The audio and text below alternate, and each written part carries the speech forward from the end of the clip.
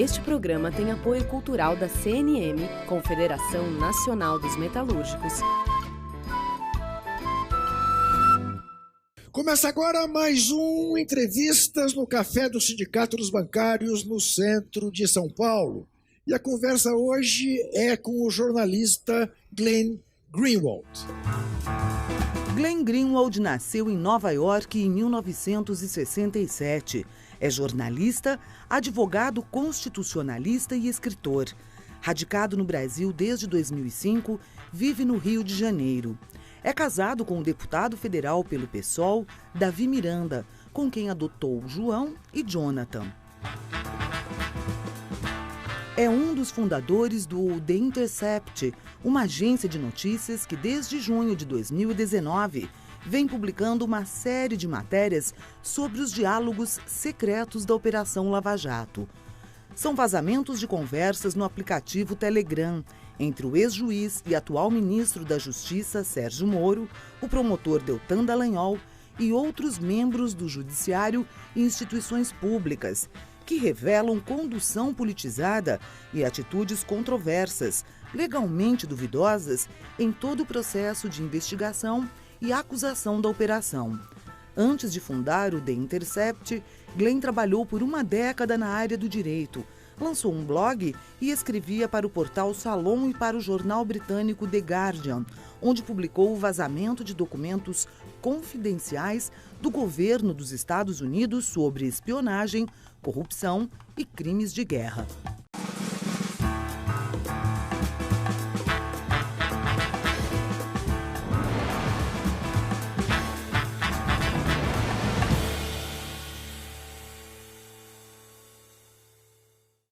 Para fazer este programa estão conosco a jornalista Vanessa Martina Silva, editora da revista Diálogos do Sul, e também a jornalista Eleonora de Lucena, co-presidenta da Tutameia TV. Agradeço muito a presença das duas. Eu sempre lembro que a Eleonora foi minha chefe, minha chefa na Folha de São Paulo. E agradeço muito a presença do Glenn, que eu sei anda com uma agenda absolutamente lotada. Glenn, eu sei também que você é um brasileiro já, acostumado com as coisas do país. Mas, brasileiro ou não, o seu berço foi os Estados Unidos. A minha primeira pergunta é a seguinte: para um jornalista que se formou nos Estados Unidos, apesar de acostumado com as coisas do Brasil, causa um certo estarrecimento ver que, depois de tudo que a Intercept já publicou, as coisas continuam como se nada tivesse acontecendo? Olha, eu acho que é muito importante que o alvo da nossa reportagem é uma pessoa, Sérgio Moro, que ficou nas últimos 5 anos com uma imagem pública sendo construído quase sem desafio, sem dissidência, como um herói. Então, essa imagem do Sérgio Moro é muito forte no mente público, no discurso público. Estamos reportando sobre a corrupção dele há 2 meses, um pouco mais sobre 2 meses. E eu acho que as consequências são muito graves. Muito aliados dele na mídia, inclusive aqui no Estadão de São Paulo, disse depois só uma semana das revelações, que as revelações são bem graves, que ele deveria renunciar seu cargo público. Um outro aliado muito importante na mídia, a revista Veja, que ficou 5 anos aplaudindo, quase pediu desculpas para o público, para o papel que eles fizeram construindo essa imagem. Agora o Veja está nossa parceira jornalística. Se alguém tivesse dito para mim 3 meses atrás que você vai ser um parceiro jornalística com Veja denunciando Sérgio Moro, eu acreditaria que essa pessoa é quase louco. Então, eu acho que podemos ver que o tamanho e a força do Sérgio Moro é muito mais fraca. O tamanho era muito mais pequeno do que só 3 meses atrás. Ele é bem fraca na Brasília, e acho que a opinião pública sobre o trabalho da Força Tarefa de Lava Jato transformou radicalmente só depois de 10 semanas da reportagem. Contudo, ele continua ministro da Justiça, apesar até de estar sendo fritado pelo presidente da República. A minha questão tem esse princípio. Nos Estados Unidos, ele continuaria, apesar disso tudo que você disse ser a pura expressão da verdade, mas nos Estados Unidos, depois de 2 meses de reportagens como as reportagens do Intercept, ele continuaria ministro? Impossível, impensável. Eu vou falar alguma coisa. Eu tenho um amigo, meu grande amigo desde a infância.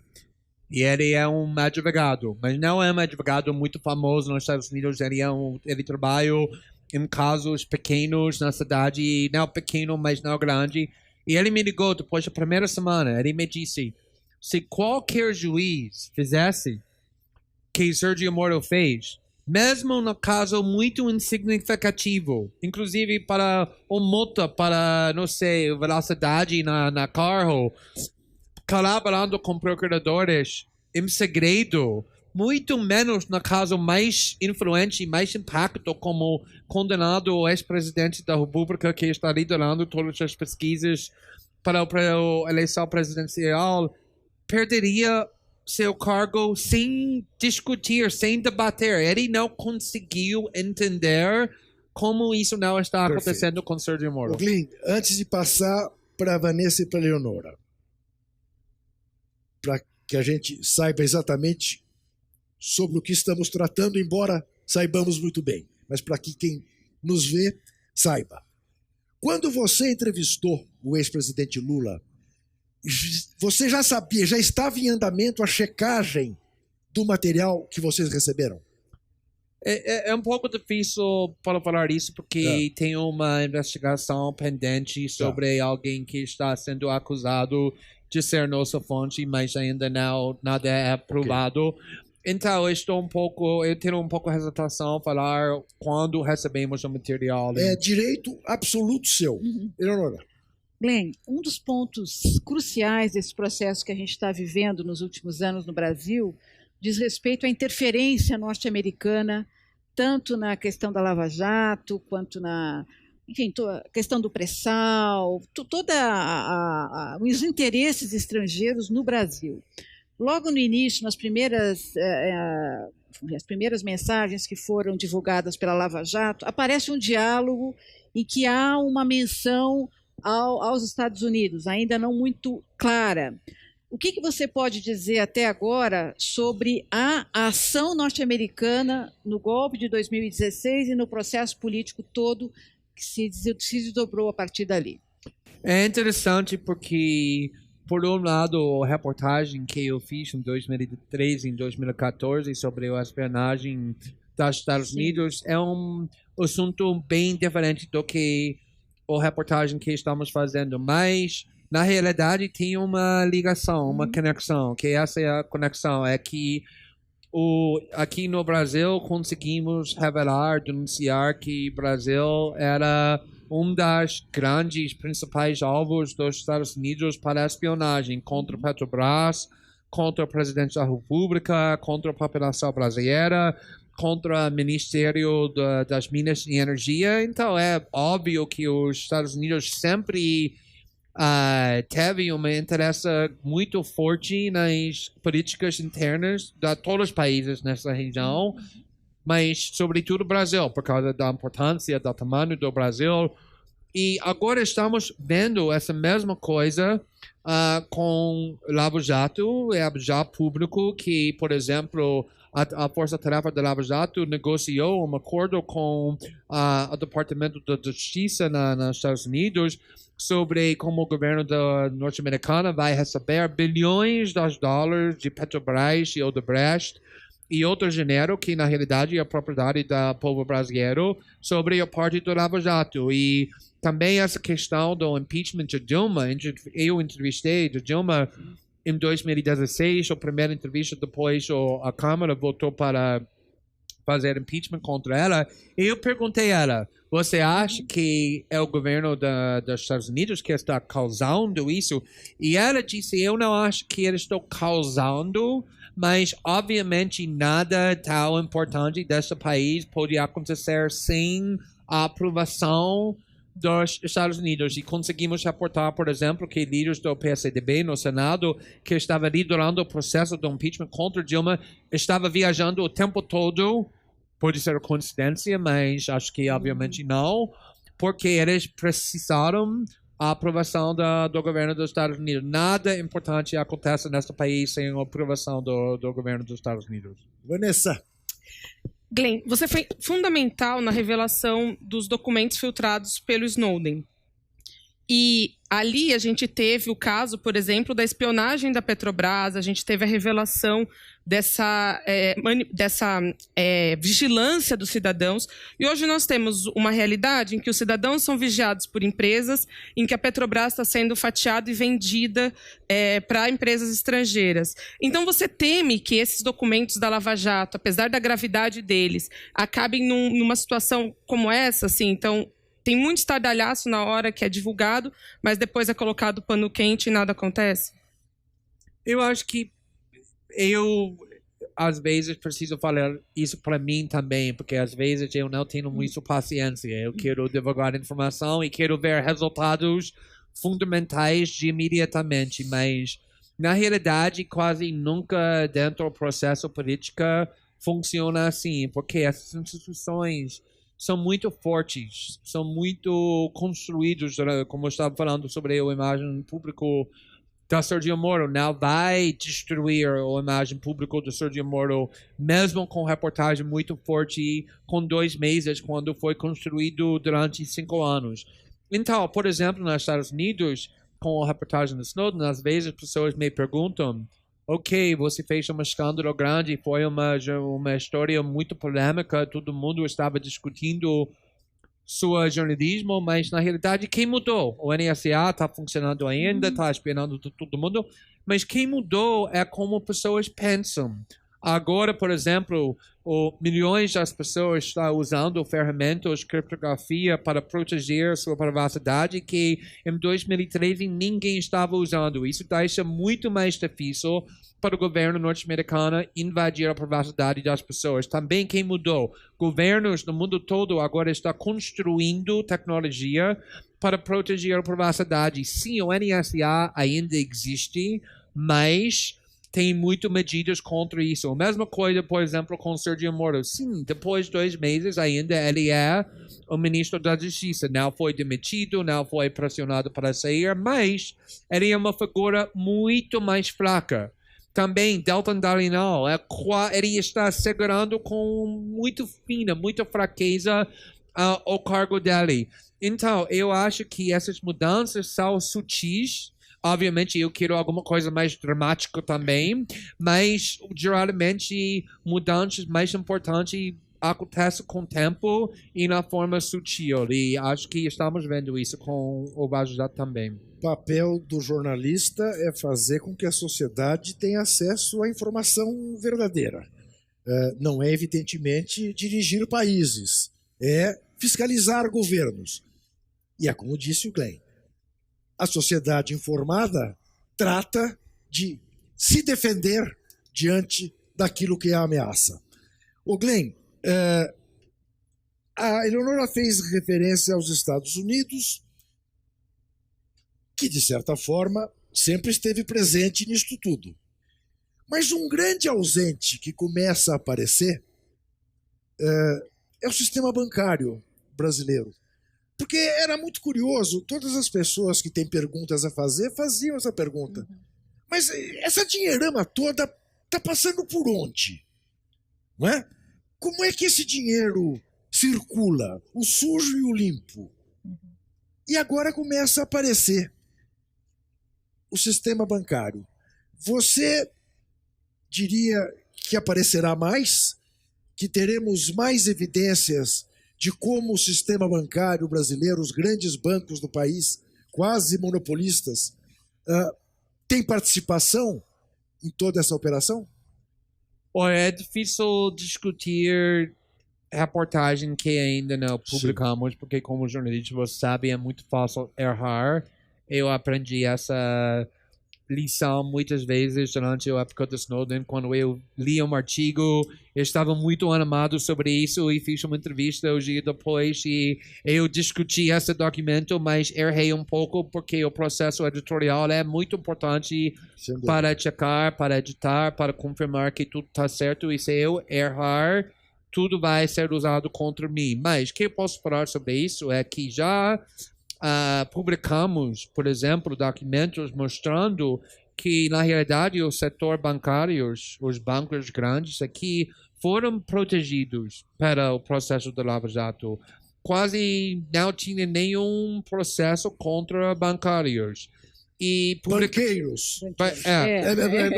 O Glenn está aqui no Brasil há muito tempo, mas ainda há algumas palavras que é natural. Sim, obrigado. É quase uma hora de português. Isso, nós estamos aqui no Sindicato dos Bancários, e ele está falando de banqueiros. Exatamente. Então, na realidade, estamos publicando conversas mostrando como eu estou protegendo elas. E acho que vamos ter mais reportagens sobre isso, mas não posso discutir isso, acho que está pronto. O que você então fala de um setor que é privilegiado, é defendido, não é atacado pela Lava Jato. Há outros setores também, outros políticos, outros grupos que foram, de alguma maneira, preservados nas investigações. Você poderia falar um pouco sobre isso? O que isso significa para as instituições brasileiras? Quer dizer, a partir da Vaza Jato, as instituições brasileiras estão, de alguma forma, desmascaradas? A gente não está vivendo uma democracia plena a partir da investigação que você está conduzindo?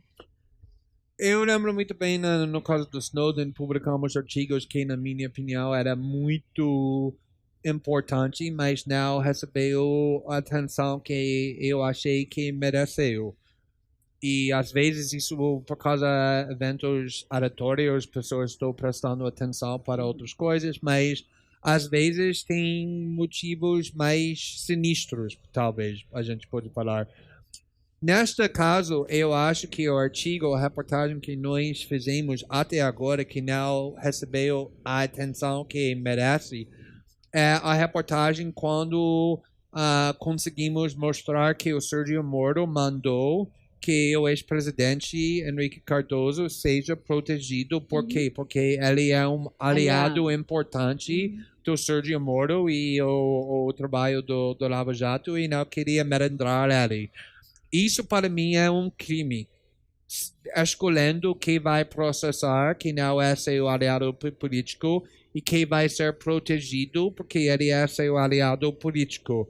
Então, já provamos isso, já mostramos que, por exemplo, eles tinham uma fixação, uma obsessão condenando a processão do Lula, mas, no mesmo tempo, querendo proteger o ex-presidente Cardoso, apesar do fato que o próprio integrante da Lava Jato está falando que as acusações contra o Instituto do Cardoso eram quase iguais do que as acusações contra o Instituto do Lula, mas eles processaram Lula, mas protegeram o Cardoso. Então, já provamos isso e acho que tem muito mais para reportar sobre isso também. E não deve ser à toa que o ex-presidente Fernando Henrique Cardoso tem minimizado todas as denúncias do Intercept e da Veja, da Folha, enfim, dos parceiros do Intercept.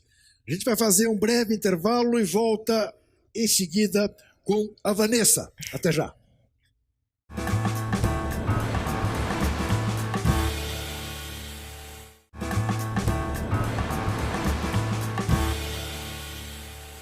Voltamos ao café do Sindicato dos Bancários no centro de São Paulo com o programa Entrevistas, conversando hoje com o jornalista Glenn Greenwald, do The Intercept. E quem pergunta agora é a Vanessa. Glenn, as investigações conduzidas pela repórter da Folha, a Patrícia Campos Melo, revelaram disparos ilegais de WhatsApp na campanha presidencial e que também, supostamente, teriam sido bancadas por empresas, o que é ilegal no Brasil. As revelações da Lava Jato, da Vaza Jato, no caso, mostraram uma predileção e um favorecimento por parte dos procuradores e dos integrantes da Força Tarefa pela figura do Jair Bolsonaro.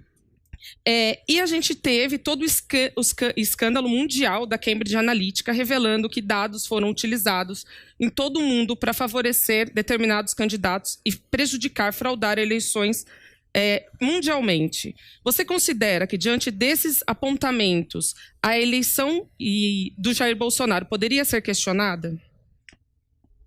Com certeza precisa ser questionado, porque quando você tira o candidato que está liderando todas as pesquisas, por uma margem muito grande, obviamente a questão precisa ser analisado se o motivo é político ou o motivo é válido. E é muito interessante porque eu estava lendo um artigo, acho que no Estadão, um outro jornal mais ou menos associado com a direita, condenado a Rússia, falando que, olha, na Rússia, se você é um adversário do Putin, vai ser proibido de concorrer nas eleições. Isso mostra que a Rússia não é uma democracia real, mas é um país autoritário. Mas aqui, o candidato liderando as pesquisas foi condenado e, por causa disso, foi barrado de concorrer.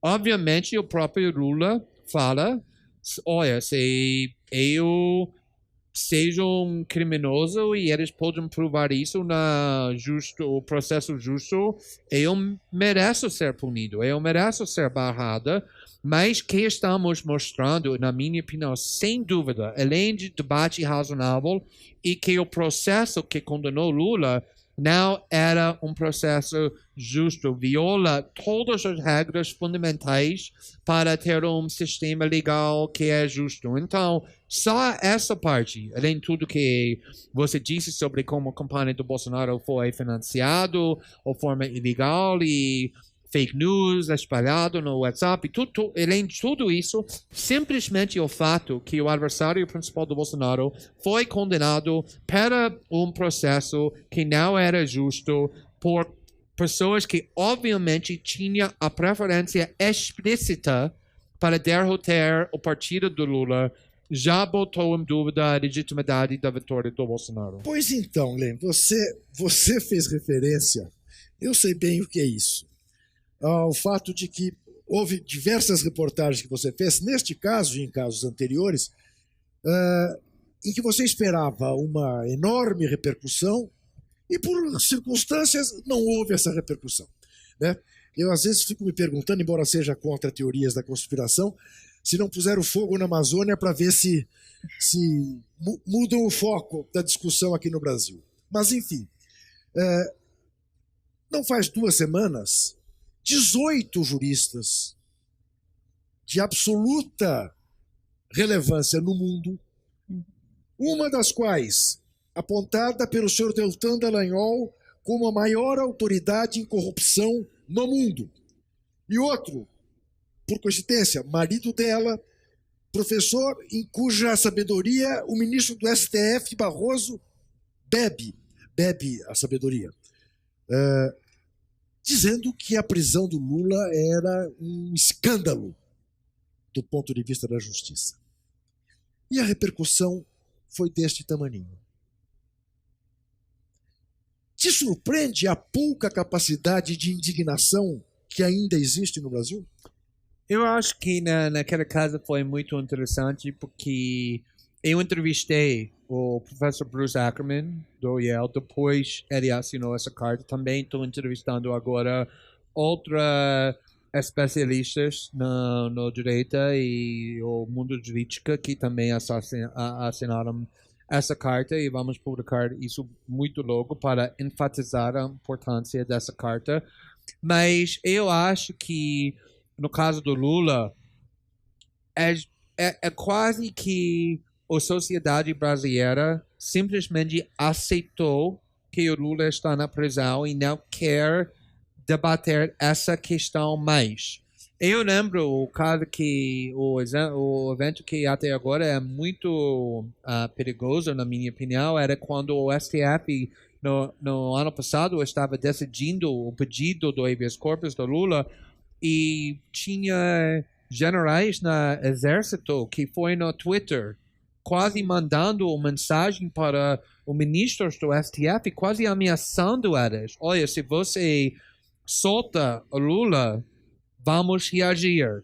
E eu acho que o fato que essa carta focou no caso do Lula e no último parágrafo da carta exigiu que Lula ser solto e a condenação dele ser anulado, é isso que as pessoas são. É um assunto muito sensível, porque a sociedade brasileira, sobretudo a elite e o establishment, quase estão aceitando que que Lula ficando preso é necessário para ter estabilidade aqui no Brasil, e acho que todo mundo tem medo sobre as recuperações e consequências se Lula seja solto. Acho que por causa disso todo mundo pensar, vamos ignorar essa carta.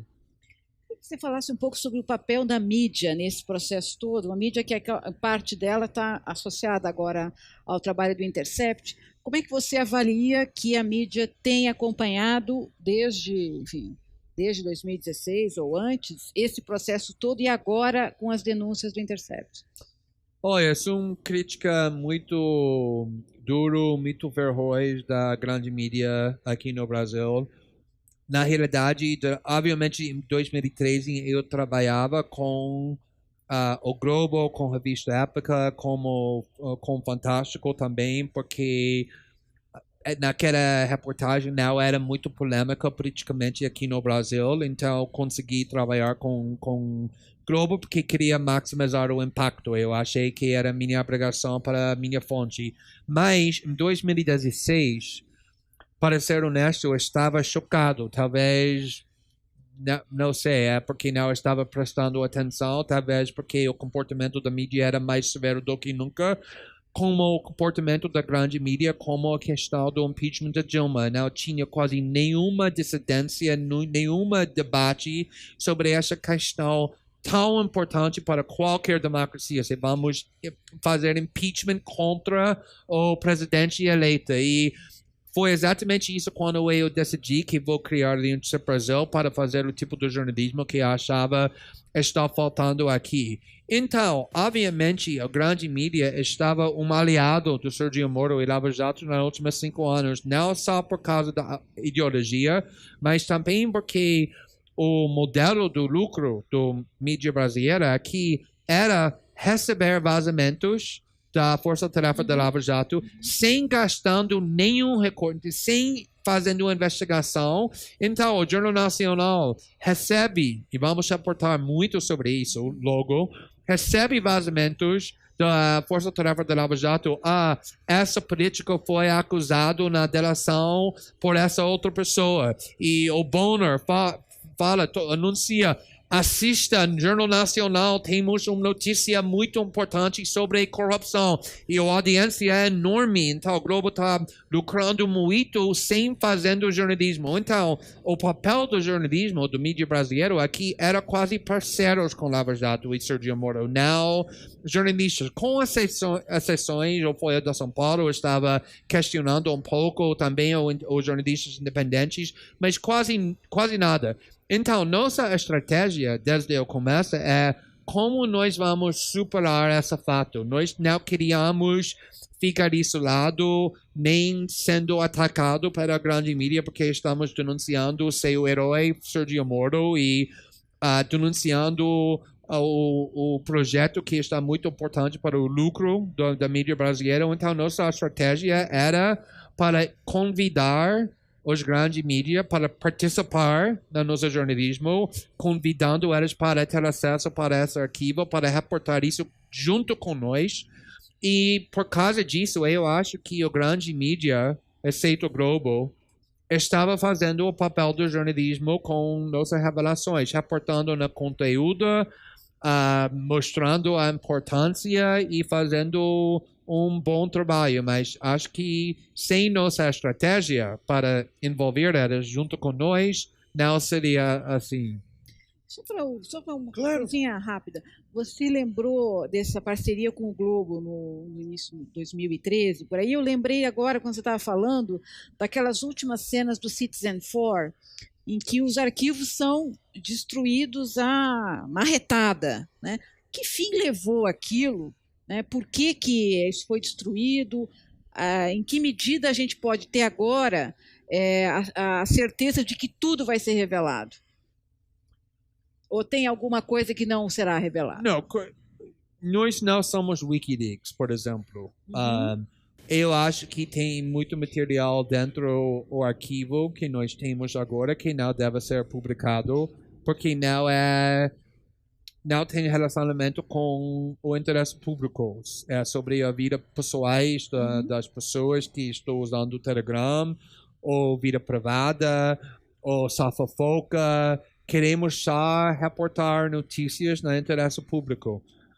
Também tem outras partes do arquivo que acho que não deve ser publicado porque não é justo para as pessoas que estão sendo acusadas. Por exemplo, você tem 3, 4 procuradores acusando alguém de ser corrupto sem evidência, e eu publicasse isso, eu posso destruir a reputação da pessoa sem evidência nenhuma, sem uma oportunidade de defender. É isso que está acontecendo nos últimos 5 anos, pessoas sendo condenadas não nos tribunais, mas na mídia, sendo acusado, recebendo propina, caixa 2, sem evidência, sem oportunidade. Então, eu não vou participar nessa parte, porque acho que isso não é um bom jornalismo para fazer. E também não vou invadir a privacidade das pessoas, exatamente o que nós fizemos no caso do Snowden, quando não publicamos documentos que não eram no interesse público. O que não significa que não se deva publicar, como o Intercept publicou nesta semana, o regozijo de alguns procuradores com o falecimento da dona Marisa, a mulher do ex-presidente Lula. Porque aí é de interesse público a gente saber quem são essas pessoas, qual é a qualidade humana dessas pessoas. Ainda nesse tema da mídia, né, a gente teve um debate importante, mas também minorizado no país, a respeito da regulação dos meios de comunicação, né? Então, tivemos um pequeno avanço no governo Lula com a chamada da Conferência Nacional de Comunicação, a Confecom. Depois, ele já disse várias vezes que foi o maior erro do governo dele não ter avançado nisso. Disse que teria deixado para a presidenta Dilma, que não teve condições de avançar. E eu te pergunto, enquanto um jornalista que tem um conhecimento amplo de outros países, de como funciona o jornalismo em outros países, locais onde essa regulamentação ocorreu e que são mais rígidos com a imprensa, como França e Reino Unido, existe uma mídia mais democrática em que o interesse público é colocado acima dessa, como a gente está discutindo aqui? Acho que essa questão é muito importante, mas também muito complexa, porque tem 2 lados, obviamente. E é verdade, é muito irônico, primeiramente, que se você falar com os petistas mais fiéis para o partido e para Lula, que não quer criticar Lula para nada, a única crítica que eles vão aceitar é a crítica que você disse, que ele não fez medidas suficientes para democratizar o mídia aqui, para quebrar essa controle que a grande mídia tem. E, na realidade, ele não fez. Por quê? Porque ele quase criou um país, um relacionamento bom com o Globo, com quem ele começou a ser inimigos, mas depois de pouco tempo o Globo e Lula conseguiram aceitar o outro. Então, acho que por causa disso ele não atacou. Mas agora, Bolsonaro está fazendo exatamente o que petistas sempre queriam o Lula e Dilma de fazer. A ameaça foi da São Paulo, que nós vamos cortar os recursos públicos. E acho que isso mostra porque, para mim, essa questão é tão complexa. Porque essa ideia que o governo vai regular ou controlar a mídia, por um lado, pode ser bom, financiar a mídia pública para aumentar a diversidade das opiniões e pluralidade da discussão, mas, por outro lado, tem um perigo muito grande. Eu sempre tenho essa briga com meus amigos aqui no Brasil, na esquerda, que quer, por exemplo, que Facebook ou o governo controlar a internet para censurar fake news. Porque, por um lado, obviamente, ninguém gosta de fake news. Mas Se esse poder fica nas mãos das autoridades que você confia, tudo bem. Eles vão usar isso para fins benevolentes. Mas agora o poder aqui no Brasil não é um momento benevolente, é o governo do Bolsonaro. Alguém quer dar ao Bolsonaro o poder para decidir quem é fake news, quem não é fake news? Acho que é um perigo. O que nós estamos tratando, e a Vanessa está tratando, se não for isso, você me corrija, Vanessa, está longe de ser o controle de governos, mas sim da sociedade. Controle social da mídia, porque, claro, estamos de acordo, o papel da imprensa é fiscalizar o governo e papel de governo algum é fiscalizar a imprensa. Mas um controle social da imprensa, como se dá na Grã-Bretanha, como se dá em Portugal, me parece que é uma coisa absolutamente adequada a uma vida democrática. Sim, mas eu acho que, na realidade, a pluralidade da opinião está já aumentando aqui no Brasil. Sim. 10 anos atrás, se você queria ser ouvido, precisa ir para a Folha, o Globo, o Estadão, o Veja. E agora tem mídia independente. E eu acho que o fato, por exemplo, que dentro do Brasil, que não existia até 2016, está fazendo essa reportagem. E também estamos vendo muitas pessoas usando o YouTube ou como você está fazendo, jornalismo independente para ter uma audiência, para construir audiência. E para mim, isso é a solução que está dando optimismo.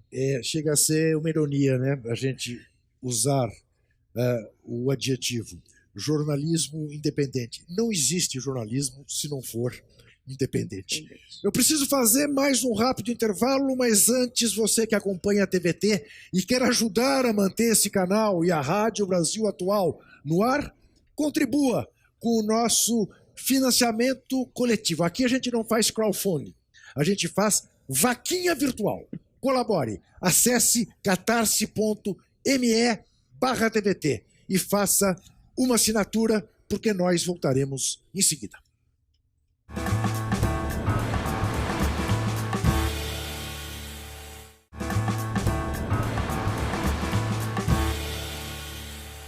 Voltamos ao Café do Sindicato dos Bancários, no centro de São Paulo, com o programa Entrevistas, hoje recebendo o corajoso, o premiado, o competente jornalista Glenn Greenwald. Eu me recuso a chamá-lo de norte-americano, porque, como eu disse no início do programa, ele está mais do que brasileiro, a ponto de ser corintiano. Mentira, né? Sou carioca. É mentira minha, né? Você é Flamengo. Mais ou menos. Mais ou menos? Eu tenho filhos agora que isso de Maceió, então preciso tomar cuidado que eu falo sobre eles isso. Eles são do CSA ou do CRB? Por aí. Exatamente. Tá. Bom, pelo menos então ele não é tão Flamengo como me disseram que ele fosse. Faça favor. Eu queria lembrar aqui da prisão do Julian Assange, que está preso ainda, e o Snowden está na Rússia.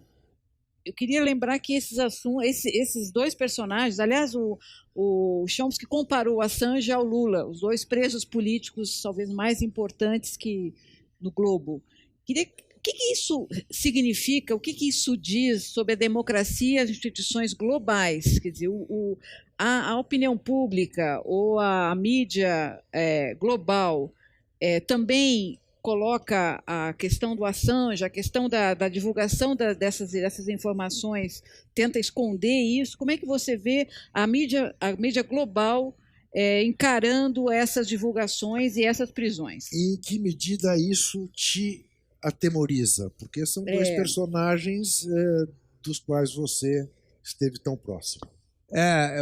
O caso do Wikileaks acho que é muito, muito importante, porque o que aconteceu é que o governo do Obama queria muito prender Julian Assange, processar Julian Assange, por causa dos documentos que ele estava divulgando em 2010 e 2011 sobre a guerra da Iraque e Afeganistão e outros documentos bem segredos.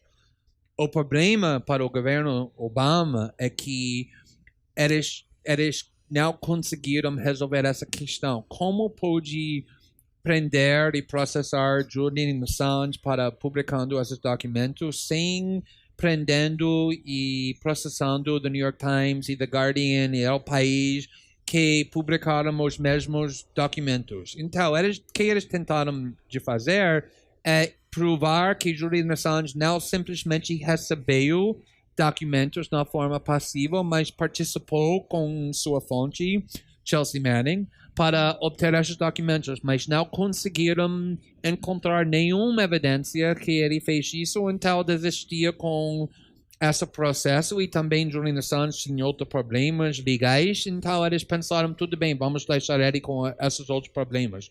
Agora, o governo Trump decidiu que não, eles têm evidência muito pequena, que o Julian Assange não simplesmente recebeu documentos na forma passiva, mas encorajou o Chelsea Manning para pegar mais documentos. E isso é uma teoria muito, muito perigosa, porque todos os jornalistas estão fazendo isso todos os dias. So, se você é um jornalista e sua fonte te dá documentos e você olha, você fala sempre, seria muito bom se também eu posso reportar essa outra parte da história.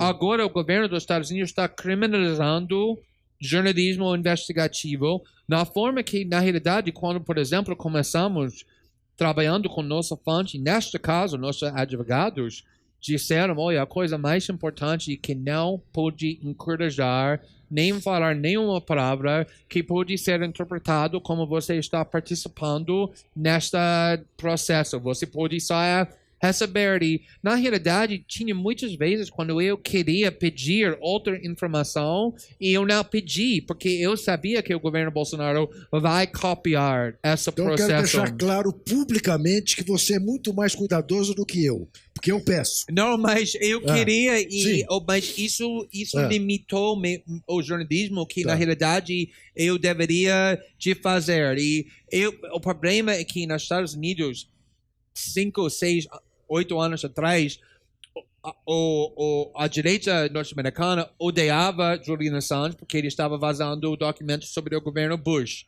Em 2016, agora, os liberais, o Partido Democrata, também odiava Julian Assange porque ele vazou documentos sobre Hillary Clinton.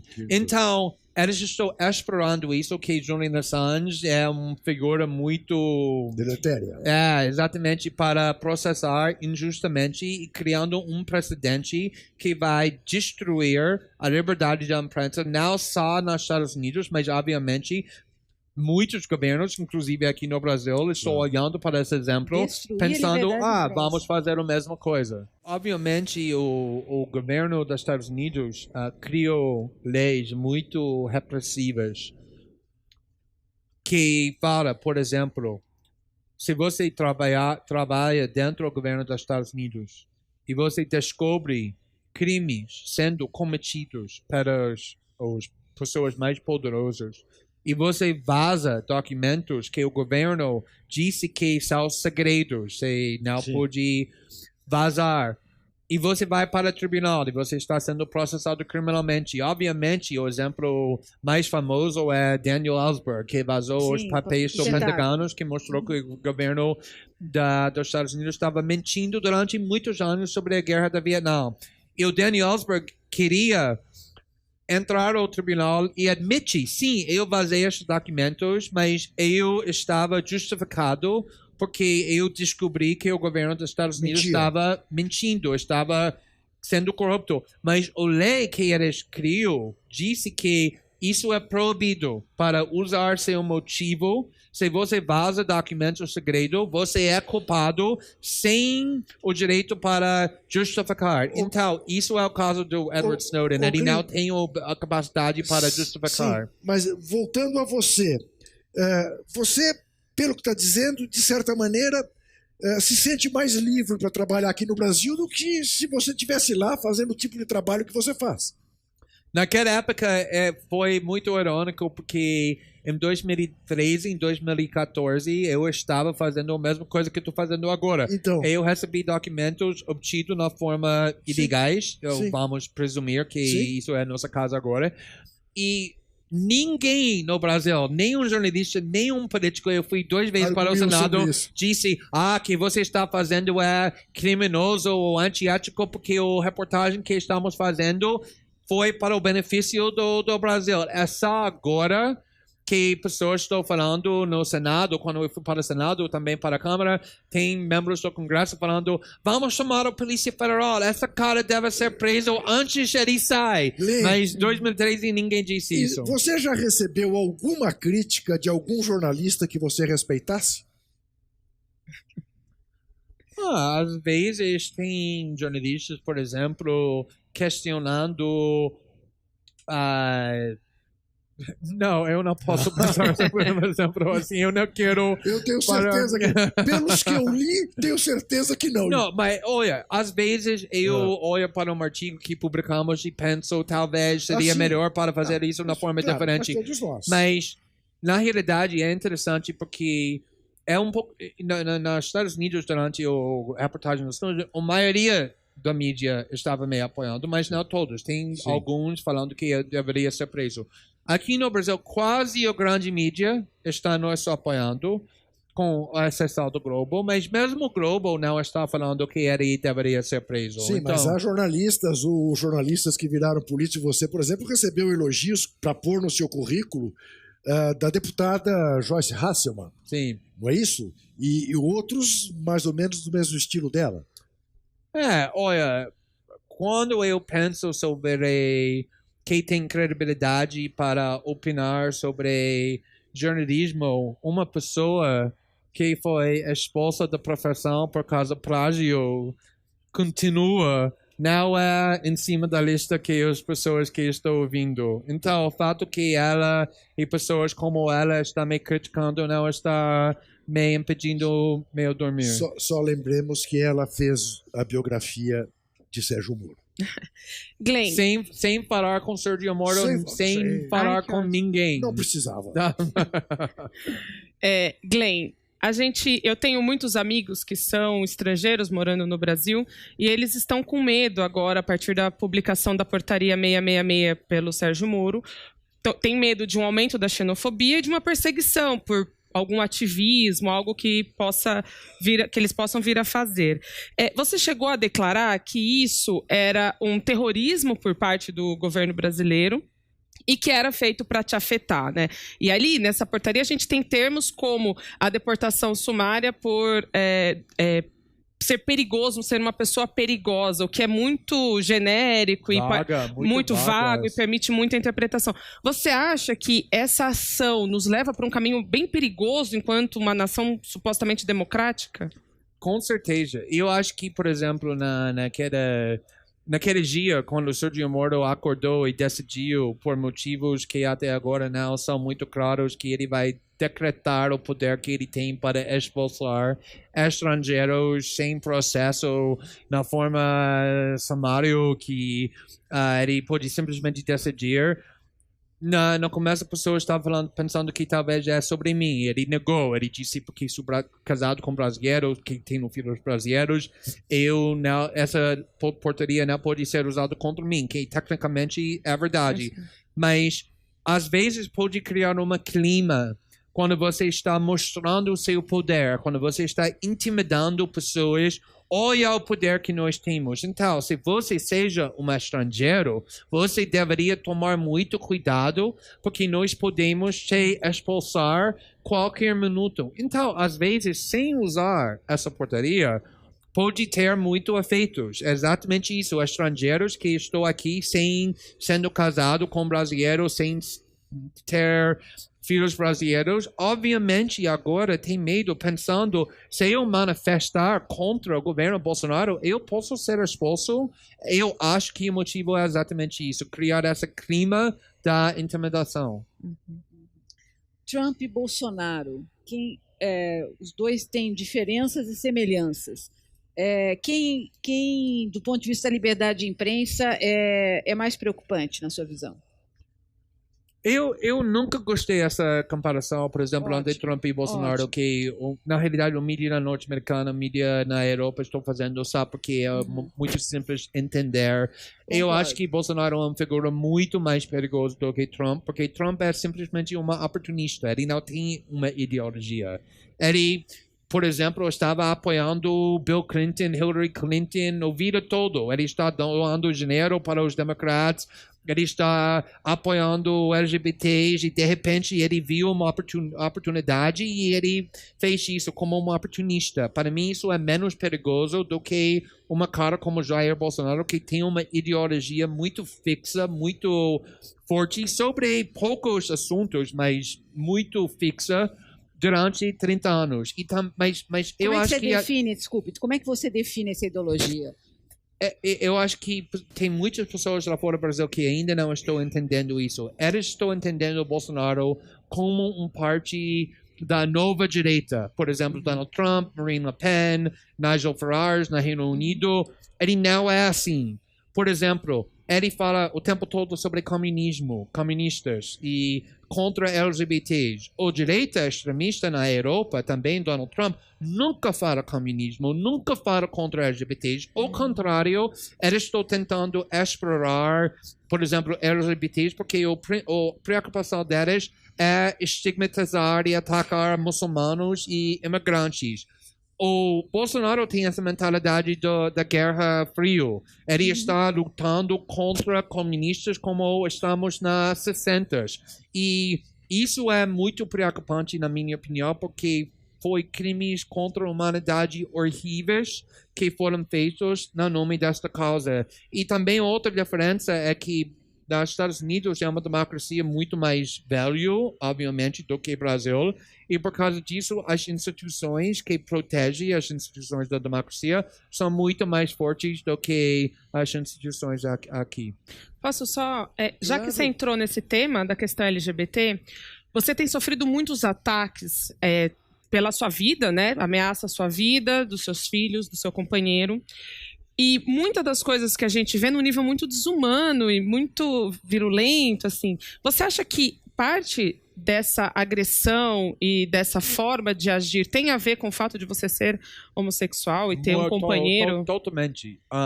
Foi muito interessante que desde o começo da nossa reportagem, uma tática delas é para personalizar a reportagem de mim. Isso não é justo para meus colegas na Aliança Brasil que estão trabalhando com muita coragem, mas mesmo quando, por exemplo, eu não tenho envolvimento nenhum na reportagem, quando a Folha de São Paulo, o maior jornal no país, publica um artigo usando seus repórteres, os blogs e os youtubers do Bolsonaro falam: hoje Glenn Greenwald vazou mais um documento contra Sergio Moro, sempre tentando personalizar a reportagem contra mim, porque eu sou um vilão muito bom para esse movimento, em parte porque eles podem me chamar de estrangeiro, que tecnicamente é verdade, apesar do fato que morou aqui 15 anos, e isso é meu lar na minha mente, e não é um país estrangeiro, mas também porque eu sou gay e sou casado com um deputado que está um membro do Partido Socialista.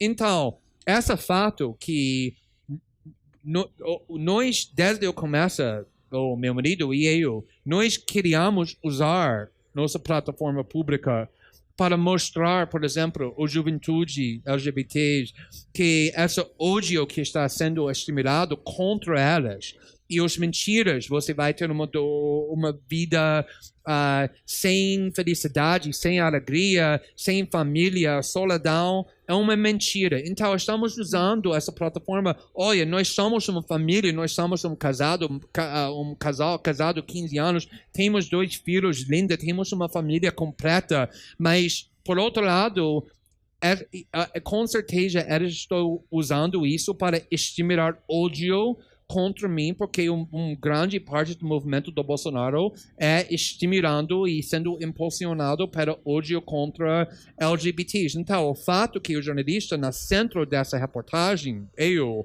sou gay, abertamente gay, orgulhosamente gay, com certeza é uma ferramenta que ele está usando para estimular ódio contra mim. Melhor maneira de encerrar esse programa, embora a gente ficasse aqui horas conversando, é impossível. Eu só queria fazer uma mediação em relação a tudo isso que o Glenn disse agora no fim. Na verdade verdadeira, todo o ódio devotado a ele e à equipe que ele comanda brilhantemente tem a ver simplesmente com um fato. Ele está deixando o rei nu. O rei e toda a família real. E há certas pessoas que não podem conviver com a verdade. O The Intercept iluminou o fato e relata fielmente o que acontece e o que aconteceu na Operação Lava Jato.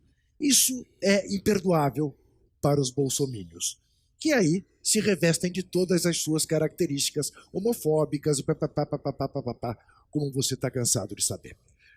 Eu quero agradecer muitíssimo a presença das duas brilhantes jornalistas que me acompanharam. Agradecer demais a tua presença, Glenn. Estamos aí, tá? Você tem em nós, saiba, não apenas fãs, como pessoas dispostas a combater esse bom combate que você é capaz de empreender. Quero agradecer também aos nossos telespectadores e lembrar que tem entrevistas toda quinta-feira às 10 horas da noite aqui na TVT de São Paulo, canal 44.1. No YouTube, ao vivo, a qualquer hora, em qualquer lugar do planeta Terra. Para nos apoiar, acesse o endereço catarse.me/TVT. Até semana que vem e não se esqueça, desesperar jamais.